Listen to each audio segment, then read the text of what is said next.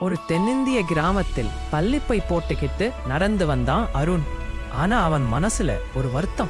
நண்பர்கள் அவனை பலவீனம்னு கிண்டல் பண்ணினதால அவன் தினமும் நிக்கிற புளிய மரத்தடியில் நின்ற போது அந்த சோகம் முகத்திலே தெரிஞ்சிச்சு. அப்போ ஒரு முதியவர் வந்து, எதுக்கு கவலை பாப்பான்னு கேட்டார். அருண் நடந்ததை சொன்னான். முதியவர் மரத்தை காட்டி, இந்த மரத்துல சில கிளைகள் பலமா இருக்கு, சில பலவீனமா. ஆனா அதனாலே இந்த மரத்தின் மதிப்பு குறையல. அதே மாதிரி உன்கிட்ட இருக்கும் குறைகள் உன் மதிப்பை குறைக்காது. உன்னை நீ ஏத்துக்கிற தைரியம்தான் உன் பலம் என்றார். அந்த வார்த்தைகள் ஒளியாகியது. மறுநாள் அவன் தன்னம்பிக்கையோட நடந்தான். அவன் நல்ல மனசையும் அமைதியையும் பார்த்த நண்பர்களே மீண்டும் அவனை ஏற்றுக்கொண்டாங்க.